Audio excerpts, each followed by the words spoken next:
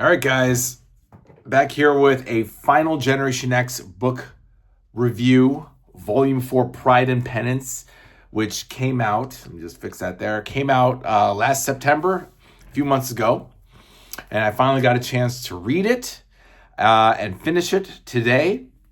So let's get into it.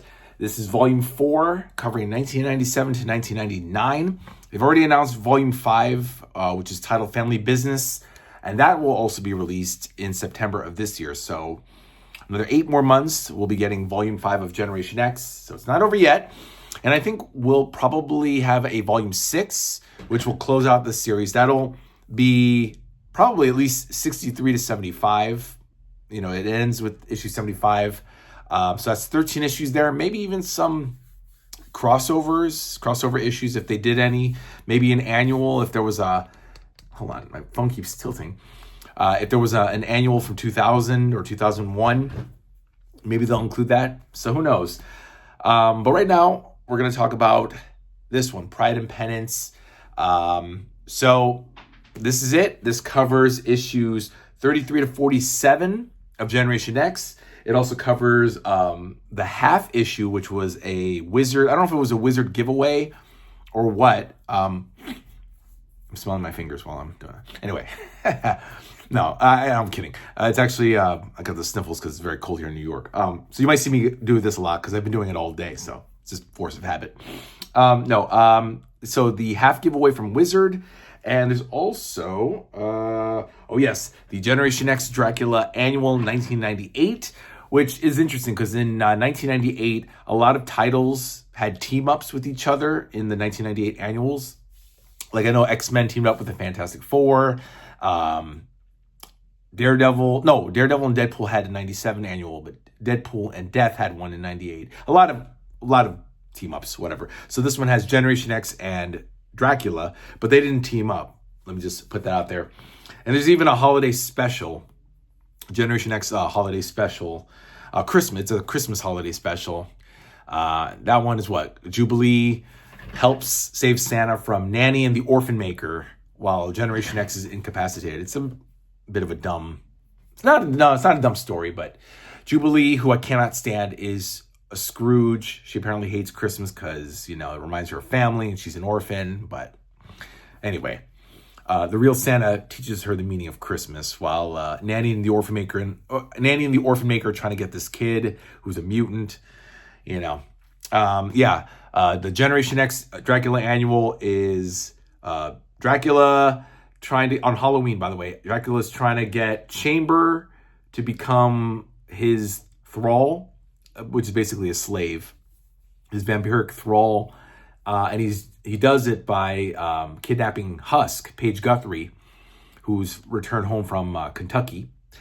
That was a pretty good story. I actually like that. But Dracula seemed pretty weak. Like, I don't know. It was a disappointment. Let me just see here. Right. Oh, yes. And there was also the X-Men Unlimited 20, which was interesting because it's, again, Paige Guthrie, Husk, because she's so pretty and blonde. It involves like 3 Asgardian trolls. By this time, Asgard had been destroyed. Thor had been displaced. Loki, Amora, the Enchantress, they all, became mortals, I think. They came to Earth. I don't know. I haven't read Thor yet, but I think in the Lost Gods, that just came out, Volume 24, a few months ago. That has something to do. It was in that time, 1998. And Thor became Journey into Mystery. But of course, Thor went into, with the Avengers and Fantastic Four, into that pocket universe after Onslaught. Right? Maybe. I don't know. Who cares? So anyway, X-Men Unlimited 20 is just these 3 trolls trying to get back home. And they think Paige, because she's a mutant, they think she has magic. So they want to use her to transport them back. But she's like, I don't have that kind of power, guys. Sorry, I can't help you. But it was a good little story. I actually liked it. The trolls are like the 3 Stooges. They're like an allusion to the 3 Stooges. So we have basically 33 to 47, which is Larry Hama. Larry Hama's run. For those of you who don't know, Larry Hama did G.I. Joe in the 80s. He did Wolverine. Larry Hama, he did a lot of writing on comic books, some artwork in the 70s. I think he did like Shang-Chi in the 70s when it was, or maybe Iron Fist when it was in Marvel Premiere. Yeah. But Larry Hama has taken over for Scott Lobdell and James Robinson to handle Generation X. I heard that these stories weren't that good. Like Larry Hama pretty much phoned in his writing and didn't really enjoy it. I liked it. There's a pretty big arc from issue 33 to 39. It's a 7-part storyline. So the Academy, the Massachusetts Academy, which is the Xavier School for Gifted Youngsters, it was renamed that, but they still call it the Massachusetts Academy. So I guess to avoid confusion with Xavier School in Westchester County, which is now the Xavier Institute for Higher Learning, they decided to call it the Massachusetts Academy. So basically I'll put that over here. I'm spitting a lot. Sorry guys, I'm thirsty for water. The Massachusetts Academy has been burglarized by these two douchebags named Dorian and Weasel. Not Deadpool's Weasel, just another guy named Weasel.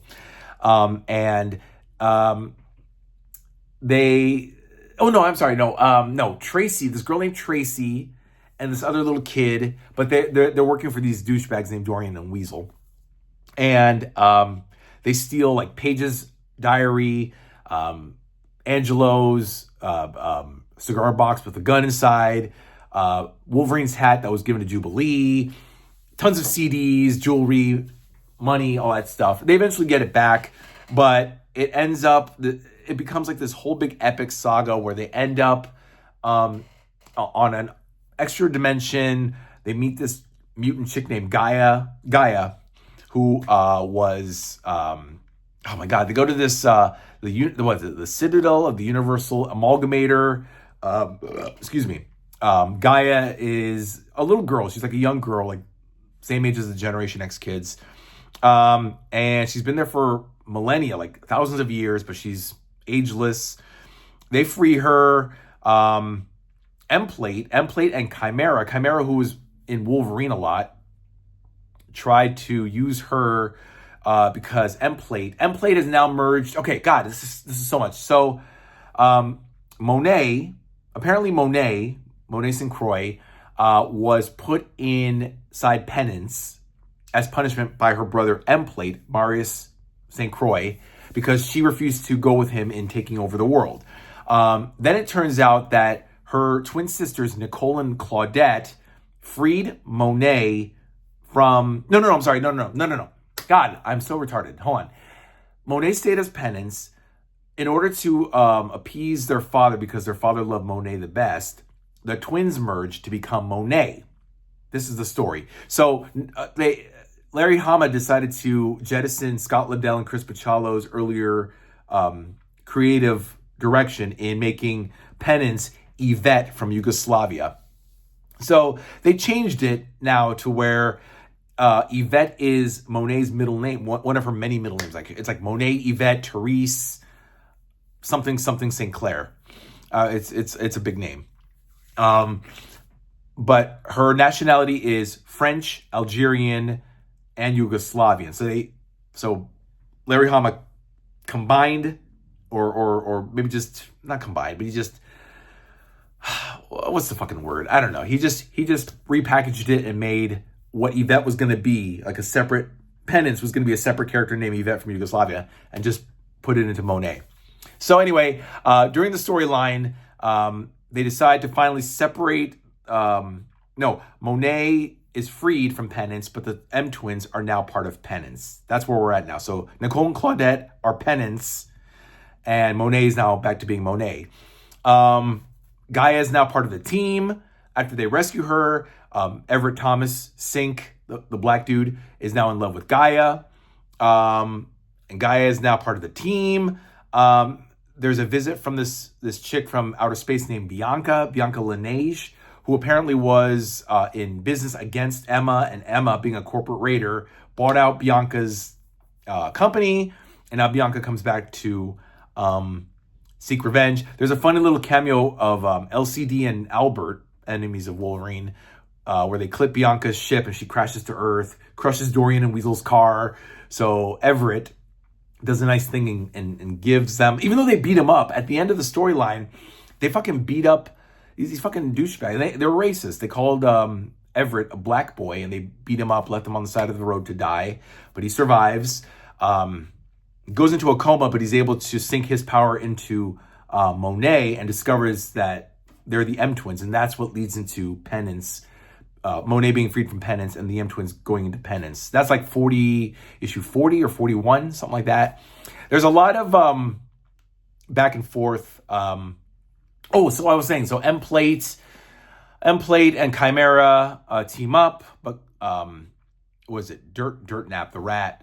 Oh no, Dirt Nap the Rat was part of it, but they save his life. There's a lot of shit happening, guys. Just read the fucking issue. It's volume 4, Pride and Penance. But Chimera gets blown up by M-Plate. M-Plate and DOA disappear. Guy is now part of the group.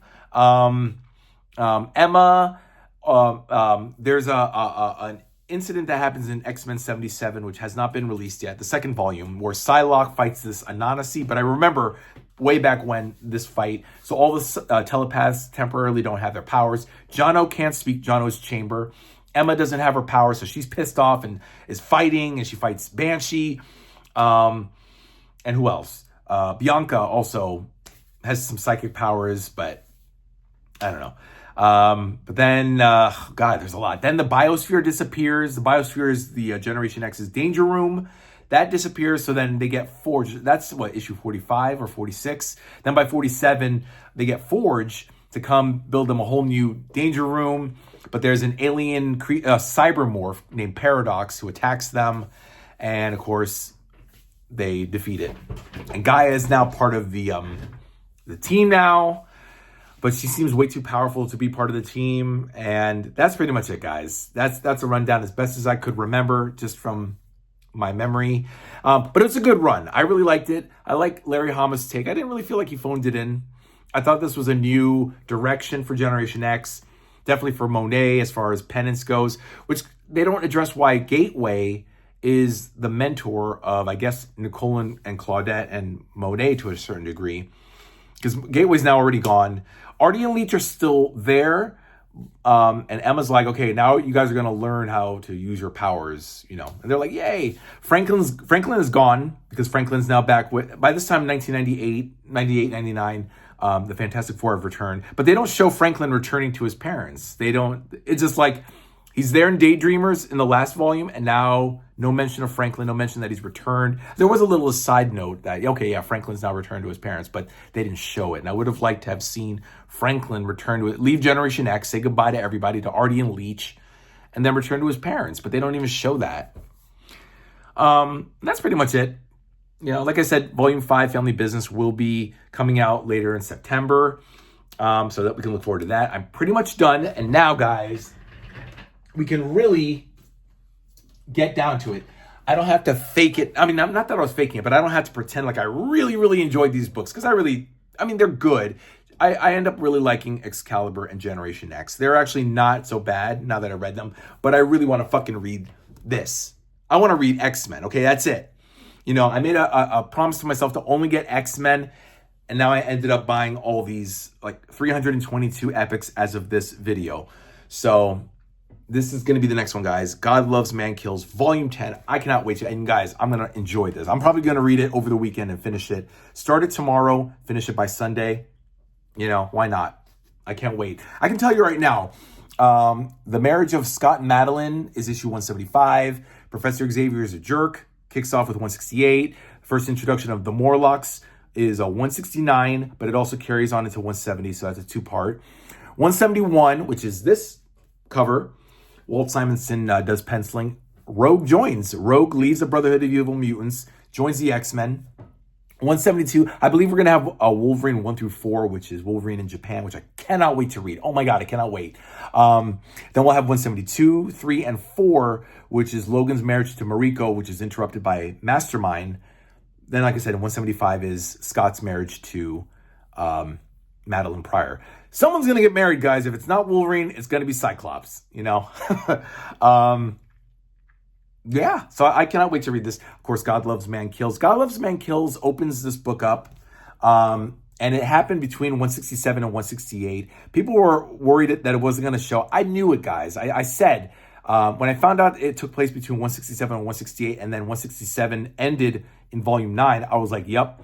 Then God Loves Man Kills is going to, or they were like, oh no, they're going to skip God Loves Man Kills. But I knew that they were going to use it to open up this story because it takes place between 167 and 168, and it does.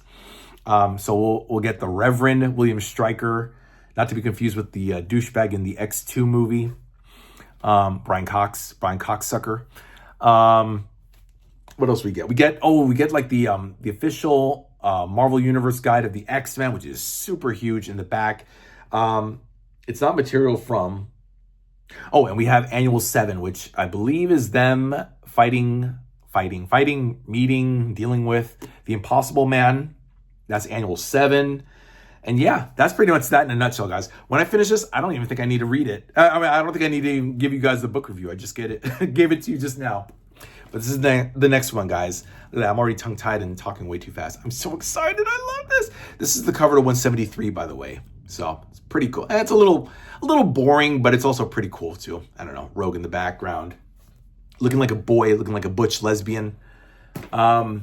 But yeah, that's pretty much it, guys. So let me know what you guys think. I gave you like 2 book reviews and one I haven't even read yet, but I know it by heart because I had the individual issues and I poured over these. This is definitely Chris Claremont's best work, along with Paul Smith, Brent Anderson, right? I think John Romita Jr. also does the last part of 175, and Frank Miller, yeah. So let me know what you guys think in the comments down below, guys. Like or don't like, I don't care. But I hope you found this educational. Leave me your comments, and I'll answer them as best I can. That's it, guys. Generation X is done. I will read X-Men Volume 10, and then I'm going to move into Incredible Hulk, guys. So I'm going to read all of Incredible Hulk. I've already read Volume 1, Man or Monster, so I'm going to actually skip to Volume 2. But I'll review 1 for you guys in case you guys aren't familiar with that one. It's just a smattering of Hulk appearances. Technically, Volume 2 is Hulk's run with Tales to Astonish and then into his own series in 1968, The Incredible Hulk 102. So we'll get that done, guys. Thank you so much for watching, and I'll see you next time, guys. Bye.